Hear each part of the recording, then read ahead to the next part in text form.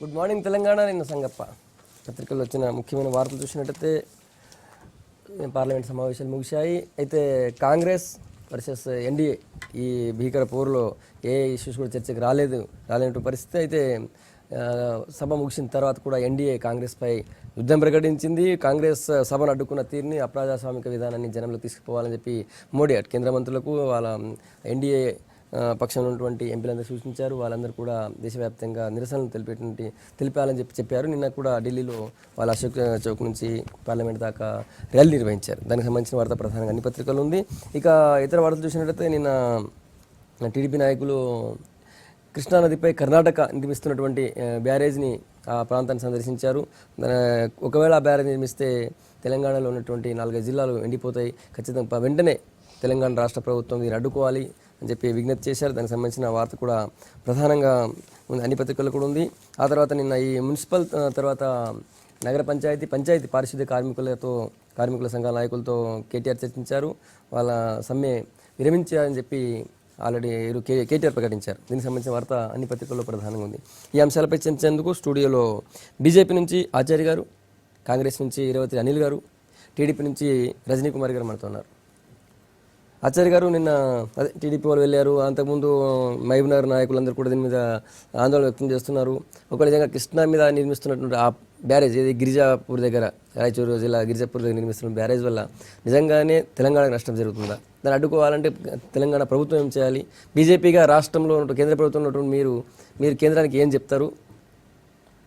ఈరోజు కృష్ణానది పరివాహక ప్రాంతాలు ఉన్నటువంటి పాలమూరు జిల్లా కానీ నల్గొండ జిల్లా కానీ కేవలం కృష్ణానది మీద ఆశతోటే జీవిస్తున్నారు. కానీ ఇప్పటివరకు కూడా కృష్ణానది నీటి వాటా ఈ 2 జిల్లాలకు ఏమాత్రం కూడా సరైన విధంగా అందలేదనేది వాస్తవం.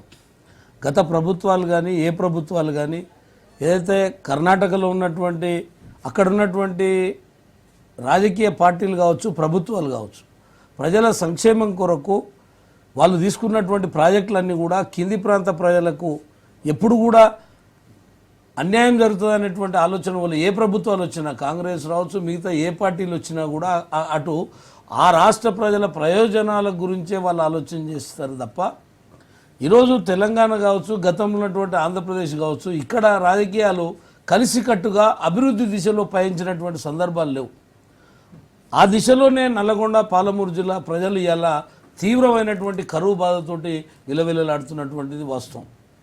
ఎట్టకేలకు పాలమూరు జిల్లా ఎత్తిపోతల పథకం ప్రవేశపెట్టేటువంటి తరుణంలో అనేక విధాలుగా దీన్ని రగడ చేసి ఇలా ఆ పథకాన్ని కూడా ముందుకు పోయేటువంటి పరిస్థితులు లేవు. ఈ జిల్లాలో ఉన్నటువంటి ప్రాజెక్టులన్నీ కూడా పెండింగ్ ప్రాజెక్టులుగా మారిపోయినాయి. చివరి దశలో ఉన్నటువంటి ప్రాజెక్టులకు ఈ ప్రభుత్వం నిధులు ఇవ్వటం లేదు, పనులు ప్రారంభించడం లేదు. అటువంటి పరిస్థితులలో కృష్ణా నీటిలో మన యొక్క తెలంగాణ రాష్ట్ర వాటాన్ని సాధించటంలో పైన గతంలో అనేక ప్రాజెక్టులు అక్రమంగా నిర్మించినా కూడా ఏ ప్రభుత్వాలు కూడా పట్టించుకోలేదు. కాబట్టి దయచేసి ఈ రాష్ట్ర ప్రభుత్వము శీఘ్రగతిన అఖిల పక్షాన్ని ఏర్పాటు చేసి కేంద్రానికి ఒక బృందాన్ని తీసుకెళ్ళి ఇలా కృష్ణా పైన అప్పర్ పైన నిర్మిస్తున్నటువంటి ప్రాజెక్టులని ఆపకపోతే, అంటే చట్ట ప్రకారం నిర్మిస్తున్నటువంటివి కాకుండా అనుమతులు లేనటువంటి వాటన్నిటిని కూడా గతంలో ఉన్నటువంటి విధంగానే మళ్ళీ అవి పూర్తయ్యేంత వరకు ఇటు మహారాష్ట్ర కానీ కర్ణాటక కానీ ఈ రకమైనటువంటి విధానాన్ని అవలంబిస్తున్నటువంటి దాన్ని కేంద్రం కూడా ఒక నియంత్రణ కమిటీని కూడా ఉంచాలి. ఏ రాష్ట్రం ఆ రాష్ట్రానికి తమ ఇష్టం వచ్చినట్టు మనం కూడా చూస్తున్నాం కదా. దీనికి ఒక పద్ధతి లేకుండా ఎవరికి సంబంధించినట్టు ఆంధ్రలో ఏదైతే పోతిరెడ్డిపాడు కానీ ఏదైతే సంబంధించిన ప్రాజెక్టులన్నీ కూడా ఎక్కడ ముఖ్యమంత్రులు బలంగా ఉంటారో వాళ్ళకి ఇష్టమైనటువంటి ప్రాజెక్టులు చేసుకోవడం కాకుండా ఒక ప్రణాళికాబద్ధంగా ప్రాజెక్టులు నిర్మాణం జరగాలి. అది కేంద్ర ప్రభుత్వ అజమాయిషులు అన్ని రాష్ట్రాలు ఒక పద్ధతి ప్రకారం బోర్డులు ఉన్నాయి, బోర్డులు తీర్పులు ఇస్తున్నాయి. కానీ వాటి యొక్క ఇంప్లిమెంటేషన్ సరిగ్గా లేకపోవడం వల్ల ఇవన్నీ కూడా జరుగుతున్నాయి. ఖచ్చితంగా పాలమూరుకు తీవ్ర అన్యాయం జరుగుతుంది. అదేవిధంగా కిందికి పోతున్నటువంటి ఆంధ్రకు కూడా అన్యాయం జరుగుతుంది. పాలమూరుకే రాకపోతే రేపు నల్గొండకే రాకపోతే ఆంధ్రకు కూడా నీళ్ళు వెళ్ళే పరిస్థితి ఉండదు. కాబట్టి ఈ విషయం మీద ఆంధ్రప్రదేశ్ ప్రభుత్వం, తెలంగాణ ప్రభుత్వం అఖిల పక్షాలన్నీ కూడా ప్రధానమంత్రి దృష్టికి కానీ సంబంధిత మంత్రుల దృష్టికి తీసుకెళ్లాల్సినటువంటి అవసరం ఉంది. దీంట్లో బేసిజాలకోకుండా ముఖ్యమంత్రి పట్టింపులకోకుండా అందరినీ కలుపుకొని ఈ సమస్యని పరిష్కారం దిశలో ముందుకు పోతే బీజేపీ నాయకులు కేంద్రంలో మీ పార్టీ ఉంది, మీరేం చేస్తారు? పార్టీలు ఏదున్నా ఇక్కడి నుంచి ప్రభుత్వ ప్రతిపాదనలు కలిసికట్టుగా ప్రజలందరూ పార్టీలన్నీ కూడా కలిసికట్టుగా ముందుకోవాలి. ఇలా మేము చెప్తాం మాకు అన్యాయం జరుగుతుందని, కానీ ప్రభుత్వము తగినంత వాదనని వినిపించకపోతే అది ప్రజలకు నష్టం జరుగుతుంది అనేటువంటిది మనందరం కూడా గుర్తించాలి. అనిల్ గారు, ఒకటి ఆచార్య గారితో నేను ఏకీభవిస్తాను. ఎప్పుడైనా కానీ ఇలాంటి ప్రాజెక్టుల వల్ల దిగువ ప్రాంతానికి ఎక్కువ నష్టం జరుగుతుంది. అంటే ఈ దేశంలో ఉన్న సెంట్రల్ వాటర్ కమిషన్ ఏదైతే బోర్డ్స్ చాలా ఉన్నాయి. Central water commission is the main board. So వాళ్ళు కూడా ఇట్లాంటి ప్రాజెక్టులు కట్టేటప్పుడు దానివల్ల దిగువ ప్రాంతానికి ఏమైనా నష్టం ఉందా అని చెప్పి ఆలోచించి తగిన నిర్ణయాలు తీసుకోవాలి. కాకపోతే ఇక్కడ ఏం జరుగుతుందంటే ఎగువ ప్రాంతం ఉన్న వాళ్ళకు అడ్వాంటేజ్ ఎక్కడైనా ఉంటుంది. ఇవాళ మనం చూసుకుంటే శ్రీరామ్ సార్ ప్రాజెక్ట్ పైన కూడా ఆర్ఎస్ బాబ్లీ ప్రాజెక్టు మేము ఎంత ప్రతిఘటించినా, మన రాష్ట్రం ప్రతిఘటించినా, మా ముఖ్యమంత్రులు ప్రతిఘటించినా, ఎందుకంటే కేంద్ర ప్రభుత్వం మాదే ఉండే, మహారాష్ట్రలో ప్రభుత్వం కాంగ్రెస్ అయినా కూడా ఆపలేని పరిస్థితులు అక్కడ ఉన్నాయంటే అక్కడ లోకల్ సమస్యలు ఉంటాయి. లోకల్గా అక్కడున్న పార్టీ ఏ పార్టీ అధికారంలో ఉందో ఆ పార్టీ పొలిటికల్ అడ్వాంటేజ్ కోసం ఒకటి మానవీయ కోణంలో ఆలోచించాల్సిన అవసరం లేదు. కానీ ఎవరు కూడా ఎవరైనా సరే ఎవరి రాష్ట్ర ప్రయోజనాలు కాపాడుకోవడానికి వాళ్ళు ఆలోచిస్తారు. అది కూడా పొలిటికల్ అడ్వాంటేజ్, అది కూడా మెయిన్గా పొలిటికల్ అడ్వాంటేజ్ జరుగుతుంది, పొలిటికల్ బెనిఫిట్ జరుగుతుందని ప్రతి రాష్ట్ర ప్రభుత్వం కానీ అక్కడ ఉన్న ఏ పార్టీ అయితే అధికారంలో ఉంటే వాళ్ళు అట్లా ఆలోచించడం వల్లనే ఈ దేశంలో ఇలాంటి ప్రాజెక్టులు వస్తున్నాయి. దానివల్ల ఎక్కువ నష్టపోయేది అనేది దిగువ ప్రాంతం వాళ్ళే. ఇప్పుడు ఉదాహరణకు కర్ణాటకకి కిందికి వస్తాయి కాబట్టి ఇక్కడ ఫస్ట్ నష్టపోయే తెలంగాణ, తర్వాత ఆంధ్ర, ఇంకా నెక్స్ట్ ఉందిగా ఆంధ్ర కూడా నష్టపోయే అవకాశాలు ఉంటాయి. గోదావరి అంటే మహారాష్ట్ర నుంచి వస్తుంది, మళ్ళీ తెలంగాణ ఎక్కువ నష్టపోతుంటుంది. సో ఇలాంటి చర్యలకు అంటే ఏమైనా రాష్ట్ర ప్రభుత్వాలు పాల్పడకుండా ఒక యూనిఫార్మిటీ అంటే అక్రాస్ ద కంట్రీ ఒక అగ్రిమెంట్కి వచ్చేసి ఒక సెంట్రల్ వాటర్ కమిషన్ ఏదైతుందో కనీసం వాళ్ళు నిర్ణయించే దానికైనా కానీ రాష్ట్ర ప్రభుత్వాలు కట్టుబడి ఉండాలని చెప్పేసి నేను కోరుకుంటాను. ఎందుకంటే బీజేపీ కూడా అధికారంలో ఉంది. ఇప్పుడు ఒకరిని ఏదో బీజేపీ అధికారంలో నుండి మేము మాట్లాడడం కరెక్ట్ కాదు, కానీ మీరు చేయాల్సిన బాధ్యత అని కూడా మేము చెప్తలేము. ఇది అందరి బాధ్యత.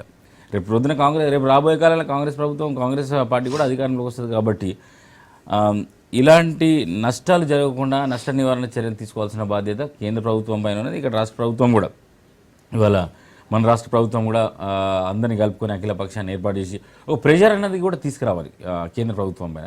తీసుకొస్తే ఏమైనా కానీ కదులుతుందేమో, దాని గురించి ఆలోచించాల్సిన అవసరం కూడా ఉందని మన రాష్ట్ర ప్రభుత్వాన్ని కోరుకుంటున్నాం. రజనీ గారు మీరేమంటారు? నేను నిన్న మా వాళ్ళతో పాటు వెళ్ళలేదు, కానీ నేను అంతకుముందు రాయచూరు వెళ్ళినప్పుడు ఇది గమనంలో తీసుకున్నాం, మాట్లాడుకున్నాం. మా పార్టీలో కూడా చర్చ జరిగింది దీని మీద. ఇది కరెక్ట్గా కృష్ణా నది మధ్యలో కడుతున్నారు ఎప్పుడు ఇది ప్రాజెక్ట్ కొత్తది. దానివల్ల మనకి చాలా అంటే వచ్చే నీళ్లు ఇప్పటికే చాలా తక్కువగా ఉన్నటువంటి పరిస్థితి, చాలా ఇబ్బందికరం. వాళ్ళ విద్యుత్ కోసం కూడా దీన్ని వాడుతున్నటువంటి పరిస్థితి. అక్కడ 20,000 ఎకరాల ల్యాండ్ అక్వైర్ చేయడం, తర్వాత విద్యుత్ పవర్ ప్లాంట్ కోసం కూడా వాళ్ళు దాన్ని ఉపయోగించుకోవడానికి ఇది చేస్తున్నటువంటి పరిస్థితి. కాబట్టి దీనివల్ల నిర్మాణం పూర్తి స్థాయిలో జరిగితే మనకి చాలా ఇబ్బందులు ఉంటాయి. అటు ఆంధ్రాకు ఉంటాయి, ఇటు తెలంగాణకు ఉంటాయి. అయితే ఇప్పుడే ముఖ్యమంత్రి గారు చొరవ తీసుకొని బీజేపీ వాళ్ళు, కాంగ్రెస్ వాళ్ళు చెప్పినట్లు నిజానికి ఆ రోజు బాబ్లీ విషయంలో కూడా పెద్ద ఎత్తున ఆందోళన చేసి ఉద్యమం చేసింది తెలుగుదేశం పార్టీ. ఆ రోజు మీ అందరికీ తెలుసు, చంద్రబాబు నాయుడు గారి నాయకత్వంలో కూడా పోయి అక్కడ బాబ్లీ దగ్గర ఇచ్చేస్తే పెద్ద ఎత్తున అరెస్ట్ చేసి అక్కడ తీసుకెళ్ళినటువంటి పరిస్థితులు మనం అందరం చూసాము. ఆ రోజు పెద్ద ఎత్తున చేసిన దానికి పూర్తి స్థాయిలో మద్దతు కాంగ్రెస్ నుండి రాలే.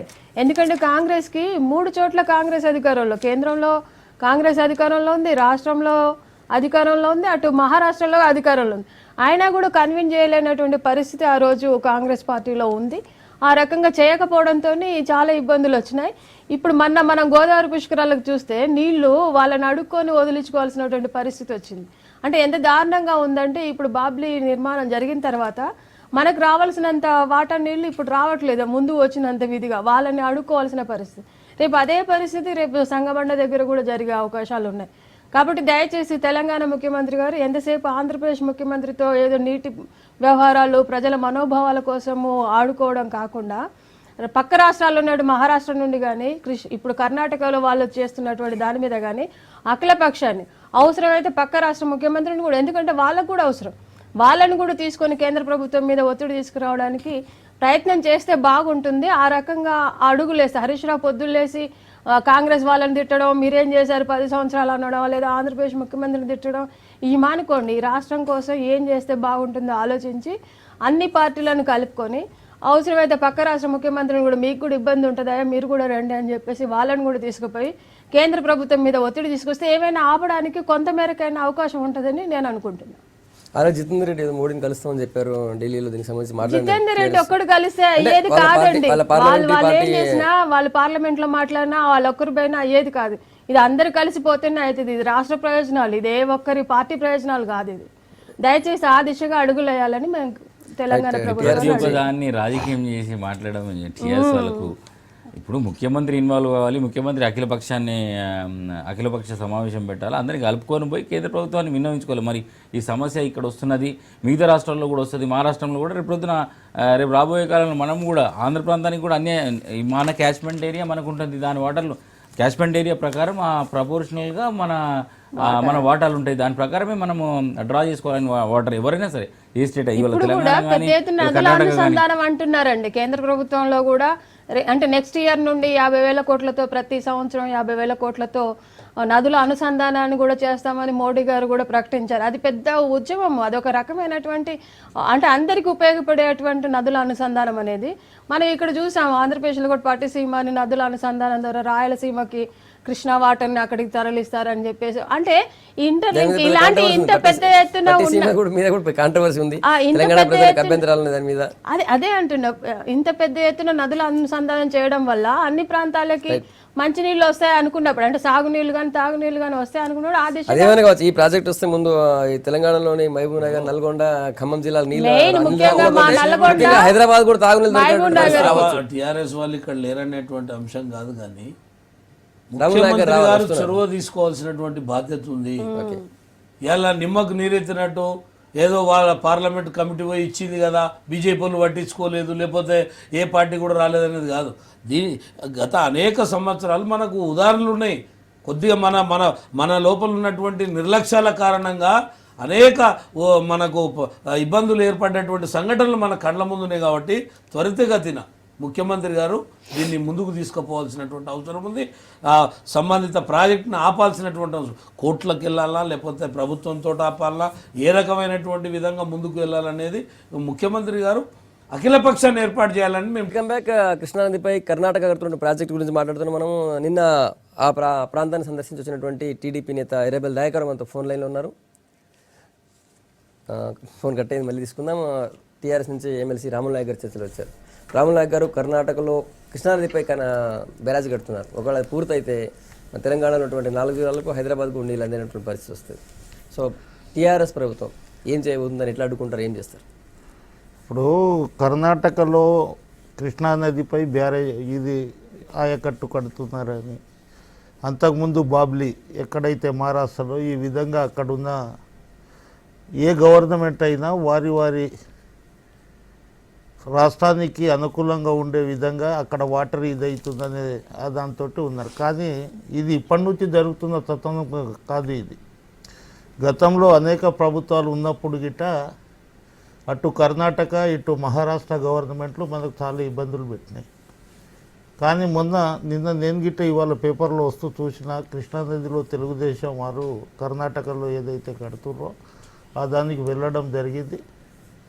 అది ఇవాళ ప్రభుత్వం చూసి ఊరుకోదండి. ప్రభుత్వం తప్పకుండా తాను ఎక్కడైతే మనకు వాటర్ రావాలో దానికి తప్పకుండా పోరాడతాం. వాటర్ అనేది ఈ భారతదేశంలో పెద్ద సమస్య అయ్యే పరిస్థితిలో ఉంది. కానీ ఇవాళ ఇటు కేంద్ర ప్రభుత్వం కానీ జోక్యం చేసుకొని రాష్ట్ర ప్రభుత్వాలతోటి మాట్లాడి ఎవరికి ఏ వాటర్ వస్తుందనే విధంగా కేంద్ర ప్రభుత్వం ఇది చేసుకోవాల్సిన అవసరం ఉంది. ఇక్కడ మటుకు తెలంగాణ రాష్ట్ర ప్రభుత్వం మటుకు అటువంటిది ఏమన్నా అన్యాయం జరిగితే ఊరుకునేది లేదు.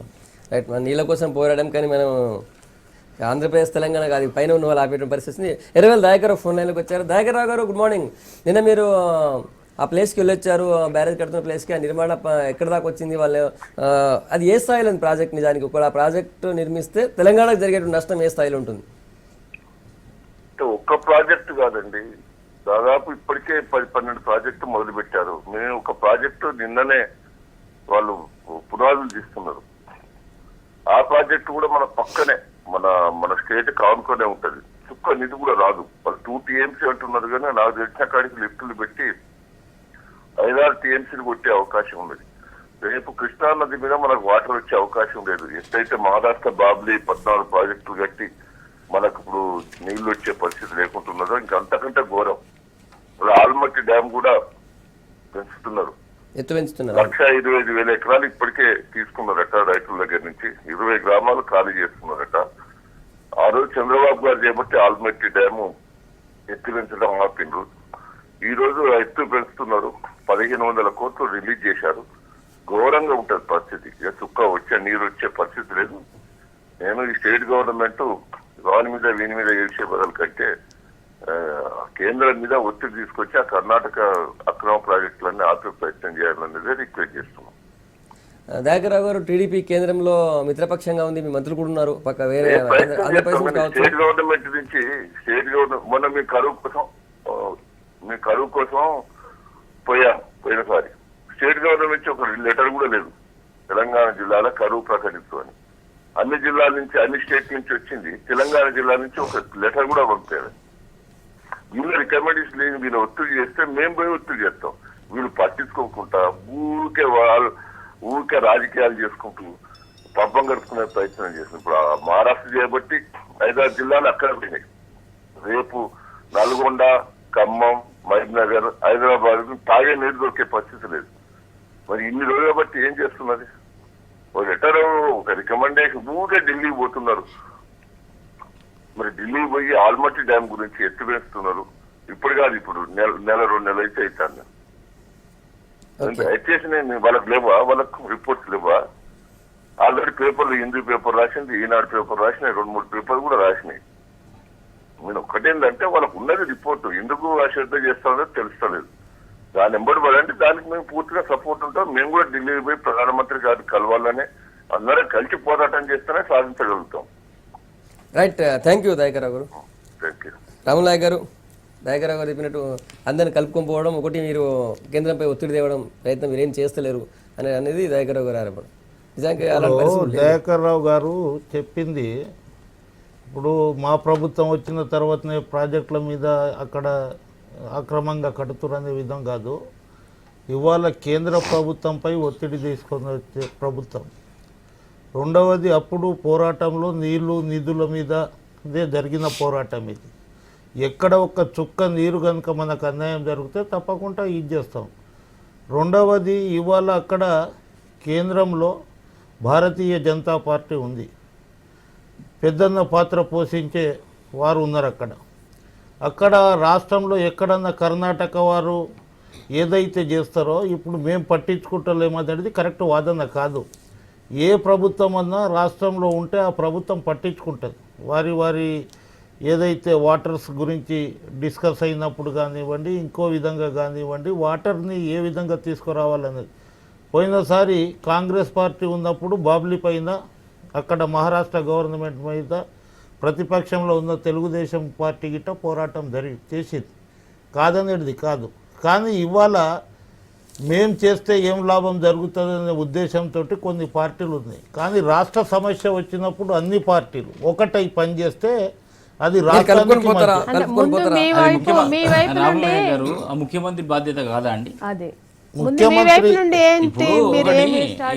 ఇప్పుడు కర్ణాటకలో వచ్చి కాంగ్రెస్ పార్టీ అధికారంలో ఉన్నది, పైన వచ్చేసి బీజేపీ టీడీపీ అధికారంలో ఉన్నది. మరి ముఖ్యమంత్రి గారు రెండు చొరవ తీసుకొని కాంగ్రెస్ పార్టీ సభ్యుల్ని బీజేపీ 3 రోజులు అయింది పేపర్లు వచ్చి. ఇప్పటి వరకు ముఖ్యమంత్రి దాన్ని ఒక అఖిల పక్షాన్ని కనీసం అఖిల పక్షాన్ని ఏర్పాటు చేస్తలేదు. మేమేమో అందరిని కలుపుకొని ఢిల్లీకో ఉంటున్నాం, ఆయనేమో అందరిని కలుపుకొని అసెంబ్లీకి పోతున్నాడు. అన్ని పార్టీలను కలుపుతున్నాడు. కానీ కేంద్రం దగ్గరికి మన సమస్యని పరిష్కారం కొరకు ముందుకు పోవాలంటున్నాం. మీరు చెప్పేది కరెక్టే. మీరు వచ్చినాకనే పైన రాష్ట్రాలు చేస్తున్నామని మేము ఏమంటలేము. కానీ ఈ మధ్య కాలంలో అయినా ఎప్పుడైనా ఏదైనా జరిగితే గత ప్రభుత్వాలు కూడా అదే మాదిరిగా వీళ్ళు పోవడం, అక్కడ రిప్రజెంటేషన్ ఇవ్వడం, రావడం, మళ్ళీ తర్వాత ఇంకో పార్టీ పోవడం, ఇవ్వడం, కలిసి కట్టుగా అన్ని పార్టీలు కలిసి బలంగా కేంద్రానికి అల్టిమేట్ గా ఈ విషయం మీద చెప్పాలి, దాన్ని మీరు ముందుకు ఒక బాధ్యతాయుతంగా మీరు ముందుకు నడపాలి. ఆల్రెడీ ఎంపీలు టీఆర్ఎస్ ఎంపీలు స్పందించారు. జితేందర్ రెడ్డి గారు మోడీని కూడా కలవడానికి టైం తీసుకుంటున్నారు. కానీ ఇక్కడ నుంచి రాష్ట్ర ప్రభుత్వం ముఖ్యంగా సీఎం అందరిని అఖిల పక్షం కలుపుకొని పోయి కేంద్రంపై ఒత్తిడి తేవాలని వీళ్ళు అంటున్నారు అందరు. తప్పకుండా అండి, అందులో ఏం ఇది లేదు. రాష్ట్ర సమస్యలు వచ్చినప్పుడు అన్ని పార్టీలను ఒక తాటిపై తీసుకొచ్చి అక్కడ పోరాడతాం. పోరాడిన అంత మాత్రాన మనకు ఆడ లాభం జరుగుతుంది అనేది కాదు. తప్పకుండా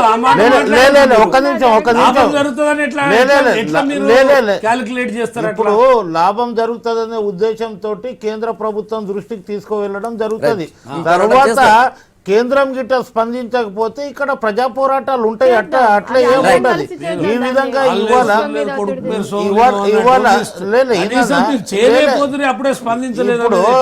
2-3 రోజులలో మనం పేపర్లలో చూస్తున్నాం. ఇది ఇవాళ ప్రభుత్వం అంత గుడ్డిగా ఉండడం కాదు. ప్రభుత్వం ఏ ఆలోచన చేస్తూ ఉంటది, ఏ విధంగా తీసుకోవాలి అనే పద్ధతిలో ఉంటదండి. అనిల్ గారు, ఇంకో టాపిక్ తీసుకుందాం. నిన్న పార్లమెంట్ సమావేశాలు ముగిశాయి. దానికి మొత్తం ఈ సమావేశాలు మొత్తం వ్యాపం తర్వాత స్టాల్ అయిపోయింది, మొత్తం అయిపోయిన పరిస్థితి. అయితే ఎన్డీఏ బయటకు వచ్చిన తర్వాత కూడా కాంగ్రెస్ పై పోరాటం చేస్తామంటుంది. కాంగ్రెస్ విధానాన్ని జనంలో తీసుకుపోవడం కోసం ఎంపీలు మంత్రులు అందరూ కూడా జనంలో పోవాలని చెప్పి మోడీ చెప్పారు. నిన్న కూడా పెద్ద ర్యాలీ నిర్వహించారు కేంద్ర మంత్రులందరూ కూడా. ఎట్లా చూస్తారు మీరు? ఎమర్జెన్సీ లాగా వ్యవహరిస్తున్నారు మీరు. ఎమర్జెన్సీ మాట్లాడేది ఇప్పుడు దొంగ తానే దొంగ మందిని దొంగ అనడం అన్నట్టు ఉన్నది ఇక్కడ బీజేపీ. 21 రోజులుగా కాంగ్రెస్ పార్టీ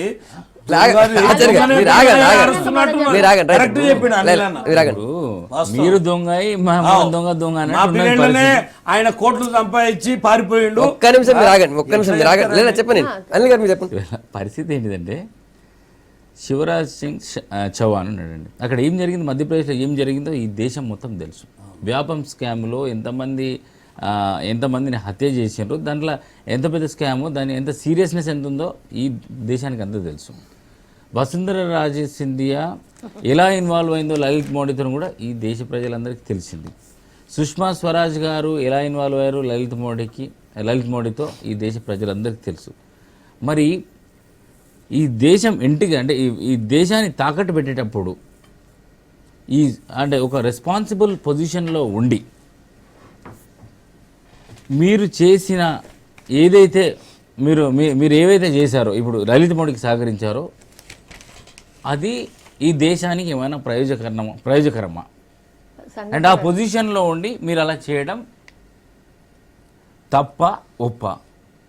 మరి దానివల్ల ఈ దేశానికి నష్టం జరుగుతుందా లేదంటే ఈజ్ ఎ ఫ్యూజిటివ్, ఏది మన దేశం నుంచి పారిపోయిన వ్యక్తికి మీరు సహకరించడం, మరి దాని గురించి మీరు రాజీనామా చేయాలా, దానికి మీరు రెస్పాన్సిబుల్ ఉండాలా అని చెప్పేసి అడగడం కాంగ్రెస్ చేసిన తప్ప. ఎందుకంటే ప్రెసిడెంట్స్ తీసుకుందాం, మనం అంతకుముందు జరిగిన ఇన్సిడెంట్స్ కూడా మనం తీసుకుందాం. కాంగ్రెస్ పార్టీ అధికారంలో ఉన్నప్పుడు మా పైన కూడా ఇలాంటి ఆరోపణలు వచ్చినప్పుడు మరి రాజీనామా చేయించినామా లేదా అన్నది మీరు తెలుసుకోండి. మొదలు కాంగ్రెస్ పార్టీ అధికారంలో ఉంటూ కాంగ్రెస్ ప్రభుత్వం ఉన్నప్పుడు మేము ఎలాంటి చర్యలు మేము తీసుకున్నాం, అలాంటి ఆరోపణలు వస్తే ఈ దేశాన్ని కాపాడుకోవాల్సిన బాధ్యత మన పైన ఉందండి.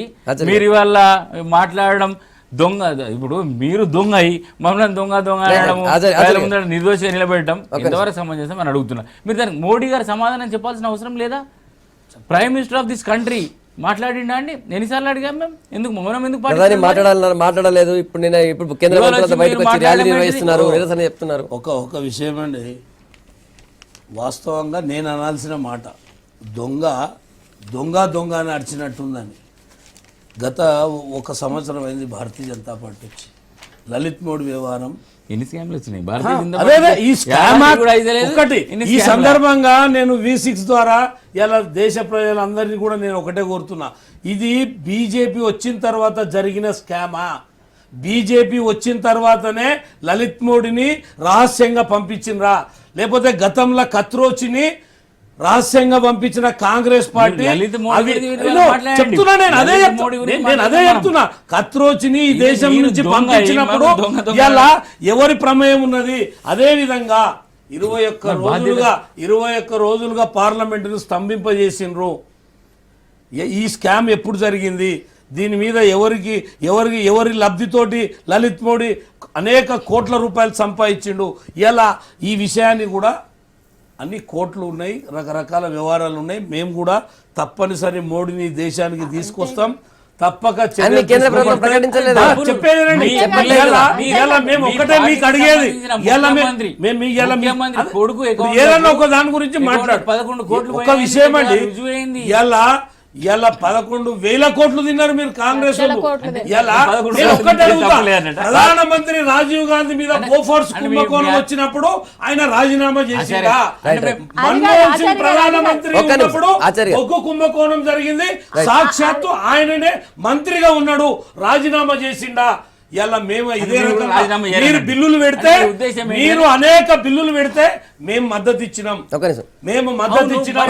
ఇలా మీరు ఇలా ఈ దేశానికి అత్యంత ముఖ్యమైనటువంటి బిల్లులు పెడితే ఇలా మీ ఉద్దేశం ఏందండి? ఈ దేశంలో మేమంతా చెడు చేసినాం, ఇక మంచి ఎవరు చేయొద్దు, ఈ దేశంలో పార్లమెంట్ నడవద్దని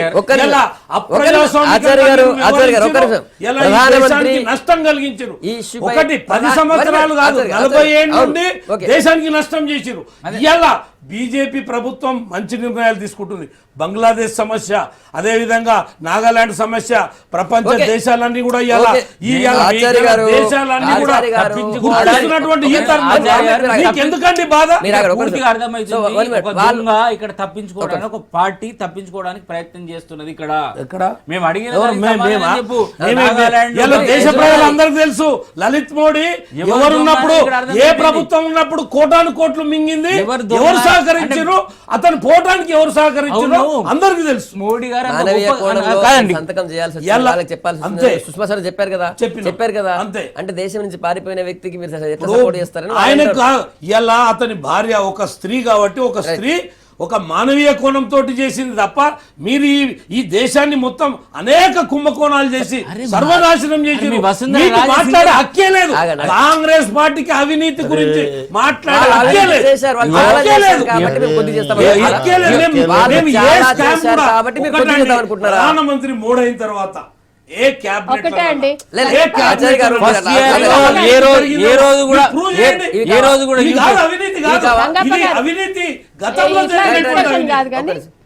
ఇప్పుడు వసుంధర రాజే మీద కూడా అభియోగం చేస్తున్నారు. వసుంధర రాజే కుమారుడు లలిత్ మోడీతో ఉన్నారని చెప్పేసి అభియోగం చేస్తున్నారు. వినండి, అప్పుడు అధికారంలో రాజస్థాన్లో ఉన్నది కాంగ్రెస్ పార్టీ, బీజేపీ పార్టీ కాదు. మరి అంత టైము 5 years అధికారంలో ఉన్న కాంగ్రెస్ పార్టీ అప్పుడు ఎందుకు ఈ వ్యవహారాన్ని బయటకు తీసుకురాలేదు? అప్పుడు ఎందుకు కంప్లీట్ అనిల్ గారు నేను స్ట్రైట్ గా మీరు చెప్పండి. అనిల్ గారు కంప్లీట్ నేను అడగాలనుకున్నది మీరు అడగనివ్వండి, తర్వాత మీరు సమాధానం చెప్పండి. లలిత్ మోడీ వ్యవహారంలో ఆయన ఈ దేశం విడిచి వెళ్ళినప్పుడు ఎవరు అధికారంలో ఉన్నారు? రెండోది, ఇప్పుడు వ్యాపం స్కామ్ అని అంటున్నారు. 10 సంవత్సరాలు ఆ రాష్ట్ర గవర్నర్గా నియమించింది కాంగ్రెస్ పార్టీ. తర్వాత ఇప్పుడు దాన్ని సిబిఐ ఎంక్వైరీకి పెట్టారు. సుప్రీంకోర్టులో ఉన్నది ఆ ఇష్యూ. దాని మీద అందరికీ తెలుసు, అంటే దేశవ్యాప్తంగా ప్రజలందరూ కూడా సిబిఐ ఉన్నటువంటి సుప్రీంకోర్టులో ఉన్నటువంటి అంశాన్ని పార్లమెంట్లో ఏ విధంగా ప్రస్తావిస్తారనే మినిమం నాలెడ్జ్ లేదా కాంగ్రెస్ పార్టీకి? అదే మాదిరిగా ఈరోజు సుష్మా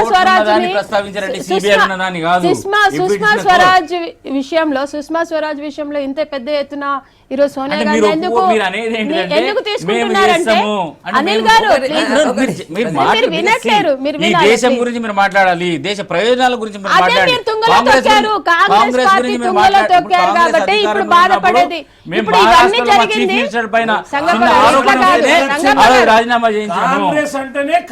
సంగప్ప గారు గురించి మాట్లాడే నైతిక కాంగ్రెస్ పార్టీ రెస్పాన్సిబిలిటీ మీరు తీసుకోరండి.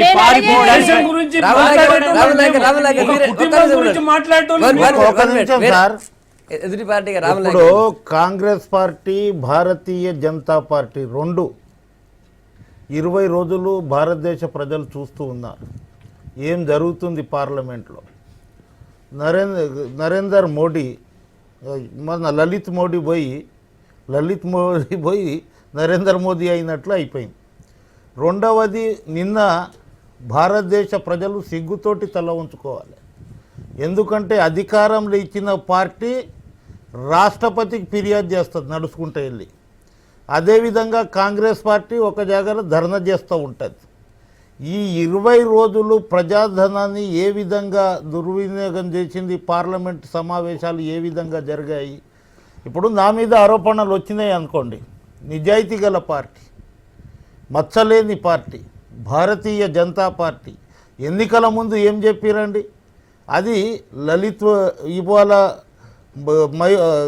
ఈ జరిగిన కుంభకోణాలలో విచారణ జరిపించి ఎస్ మేము ఈ విధంగా వచ్చింది. ఇవాళ అక్కడ ఉన్న మంత్రులు కానివ్వండి, మంచి పేరు ఉన్న సుష్మా స్వరాజ్ కానివ్వండి, ఇవాళ చర్చకు అదే ముందుగా అనుమతి ఇస్తే ఇవాళ అది చర్చ సాఫీగా జరిగి ఒక విధంగా ఉండేది. తర్వాత అందు గురించి అంటున్నా నేను, అదే అంటున్నా చర్చకు అవకాశం ఇవ్వలేదనే కాంగ్రెస్ పార్టీ ఇక్కడ పట్టుబడడం. భారతీయ జనతా పార్టీ ఏమో వారు ఒక ఈ విధంగా మనం ఎందుకు చర్చకి ఇది ఇవ్వాలనే ఉద్దేశంతో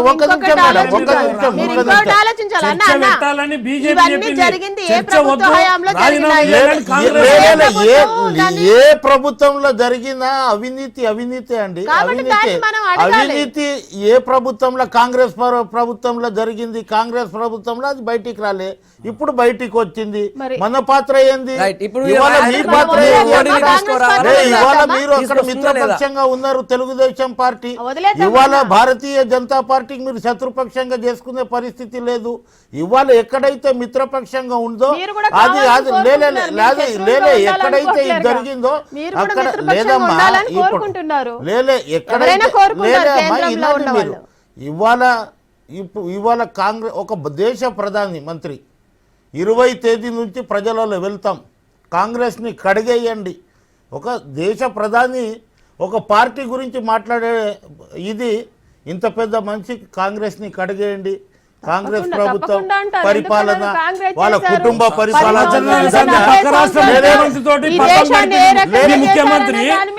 ముఖ్యమంత్రి పక్క రాష్ట్ర ముఖ్యమంత్రి సంవత్సరం పబ్బం గడిపిండు. ఇలా ఈ దేశంలో కాంగ్రెస్ పార్టీకి వచ్చినటువంటి ఎంపీల సీట్లు ఇటువంటి వ్యక్తులను ఎన్నుకున్నారు. ఒక్కసారి ఆలోచన చేయండి. ప్రజలు మ్యాండేట్ ఇచ్చారు, మాకు మంచి చేయడానికి అవకాశం ఇస్తలేరు. పార్లమెంట్ సిద్ధం లేదంటారు. మీరేమన్నారంటే ఎన్నికల ముందు మేము మాట్లాడినామన్నారు కదా, మీరు ఎన్నికల ముందు దళితుల్ని ముఖ్యమంత్రి చేస్తున్నారు. ఎక్కడ పోయిందా?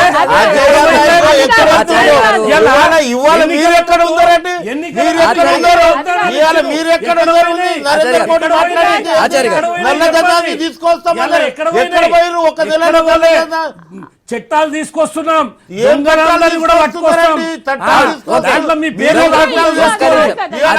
దొంగల్ని పట్టుకొస్తారు కదా, దొంగల్ని పట్టుకొస్తారు అంటున్నారు. మీరు పదే ఏమంటున్నారు, లలిత్ మోడీ కాంగ్రెస్ హయాంలో బయట మీరు మొత్తం మీరే బయటకు పోయి కాంగ్రెస్ హయాంలోనే బయట పోయినట్టున్నారు కదా, మరి ఆయన తీసుకురావాల్సిన బాధ్యత మీకు ఇస్తారా లేదా? ఒక దేశంలో ఉన్నప్పుడు కొన్ని చట్టాలు ఉంటాయి, ఆ ప్రయత్నాలు జరుగుతాయి. ఆయన వచ్చిన తర్వాత కాంగ్రెస్ పార్టీ మొత్తం బండారం అంతా బయట పడుతుంది.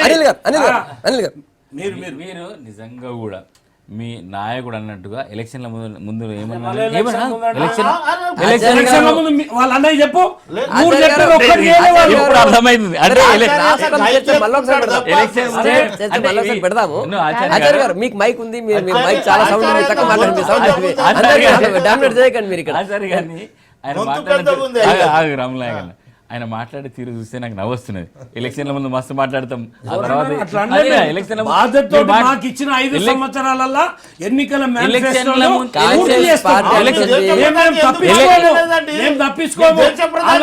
ఆర్భాటాల పథకాలను ప్రవేశపెట్టి తెల్లారి మర్చిపోయే పరిస్థితి బీజేపీకి ఉండదు. చెప్పిందే చేస్తాం. వెళ్ళకండి, మీరు సమాధానం చెప్పండి. ఇవాళ ఈ ముగ్గురు విషయాలలో మీరు సమాధానం చెప్పాల్సిన బాధ్యత మీ నాయకుడు పైన ఉన్నది. మీ నాయకుడు ఏమన్నాడండి, నా కావుగా నా కానే దుంగ అని చాలా గొప్పగా చెప్పిండు. మరి ఇద్దరు కాయా నాయి కాయ ఇప్పుడు కాదు, ఇక డైరెక్ట్ కాంగ్రెస్ లలిత్ బీజేపీ వాళ్ళని దొంగలను చూపిస్తున్నారు. లలిత్ మోడీ అకౌంట్ నుంచి ఆయన హెరిటేజ్ హోటల్స్ కాంగ్రెస్ ప్రభుత్వంలో అనేక కుంభకోణాలు జరిగాయి. దానికి మీరు బాధ్యత వహిస్తారా? ఇంతవరకు ఎన్ని కేసులు మీరు ప్రూవ్ చేశారు? కాంగ్రెస్ మీద అనేక ఆరోపణలు చేశారు కదా ఈ రాష్ట్రంలో, మీరు ఎన్ని ప్రూవ్ చేశారు సంవత్సరంలో? ఎందుకు చేస్తారు రేపు మళ్ళీ కలిసిపోవాలి కదా వాళ్ళు కలిసిపోవాలి కాబట్టి వాళ్ళు ఎట్లా హౌసింగ్ మీద చేస్తారు? మీరు బిల్లులు ఇవ్వకుండా ఇలా హౌసింగ్ స్కీమ్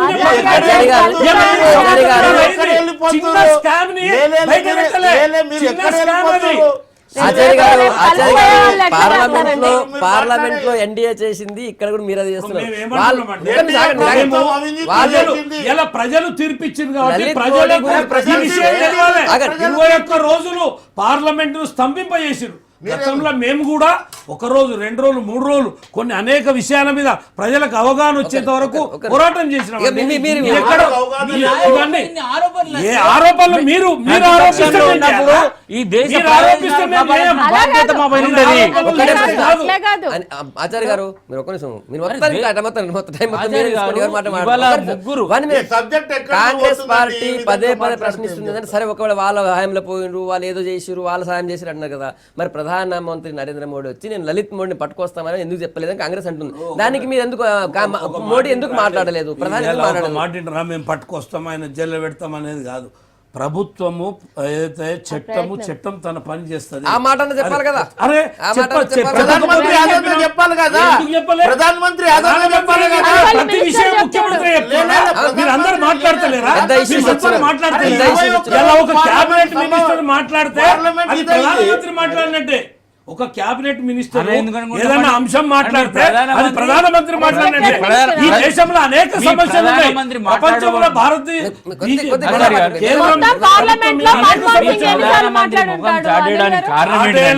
ఎప్పుడు చాటైన ప్రపంచంలో ఒక వెలుగు వెలుగుతున్నాడు ఆయన చాటేస్తాడు. ఈ రోజు మరి పార్లమెంట్ ఎందుకు చాటేసాడండి? ఎవరు మీరు చర్చకే సిద్ధంగా లేరు. పార్లమెంట్ ఈ అంశం మీద చర్చకు సిద్ధంగా కాంగ్రెస్ పార్టీ ఉన్నదా? ఇలా రామ్లాక్ ఇక్కడ మాట్లాడుతున్నాడు ఈ రాష్ట్రంలో, కానీ ఇదే టిఆర్ఎస్ పార్టీ అక్కడ చెప్పారు చర్చ చేద్దామని. ఆచార్య గారు చర్చ చేద్దామని చెప్తే కాంగ్రెస్ పార్టీ చర్చకు ఒప్పుకోలే. టిఆర్ఎస్ గురించి పక్కకు పెట్టండి. ఇలా ప్రధానమంత్రి హోదాలో తన బాధ్యతనా కాదా? ఇవాళ ఇన్ని ఆరోపణలు వచ్చినప్పుడు నువ్వు ధీటుగా సమాధానం చెప్పాల్సిన అవసరం ఉంది. నువ్వు ధీటుగా సమాధానం మీ నాయకుడి దగ్గరకు వచ్చేస్తే మీ నాయకుడు ఎన్ని నాలుగులో తెలంగాణకి ఇంత అన్యాయం ఇక అది ఇప్పుతే మీరు మాట్లాడలేదు. ప్రధానమంత్రి గురించి మాట్లాడదాం. ఈజ్ రెస్పాన్సిబిలిటీ కాదు. సభలో వచ్చి ఇవాళ మీ చీఫ్ మినిస్టర్స్ పైన ఆరోపణలు వస్తే మీకు సమాధానం చెప్పాల్సిన బాధ్యత రాజీనామా తప్ప వేరే అంటే మీరు అన్నది వాస్తవం. అర్థవంతంగా చర్చ జరిగినప్పుడు వారు ప్రకటన చేయలేదంటే దేశ ప్రధాని బాధ్యత గల పదవి అండి. ఇవాళ 20 రోజులు కాంగ్రెస్ పార్టీ పార్లమెంట్ నడవనీయకుంటే చేసింది. మీరు ప్రజలలో వెళ్ళండి, సమాధానం చెప్పండి. సమాధానం చెప్పకుండా నేను మాట్లాడను, నా కేంద్ర మంత్రులు మాట్లాడుతున్నారు అంటే ఇది కరెక్ట్ కాదు. ఎవరు ఎక్కడ ఏ సమాధానం చెప్పాలనో అది చెప్పాలి. కానీ ఇవాళ కాంగ్రెస్ పార్టీని కడిగేయండి, ఎవరిని కడగరండి. భారతదేశంలో ప్రజలు కడిగేస్తారు. ప్రధాని పార్లమెంట్ మాట్లాడకుండా మళ్ళీ తర్వాత ఇప్పుడు ప్రధానమంత్రి హోదాలో మన్మోహన్ సింగ్ గారు 10 సంవత్సరాలు ఉన్నారు. ఎన్నో రకాలైనటువంటి ఎన్నో రకాలైనటువంటి అభియోగాలు ఎన్నిసార్లు సమాధానం చెప్పారండి? మిత్రపక్షం కదా మేడం, మిత్రపక్షం కదా. మిత్రపక్షంగా మీ నాయకుడు ఆచార్య గారు, అనిల్ గారు, రజనీ గారు, మార్నింగ్ మళ్ళీ కలుద్దాం.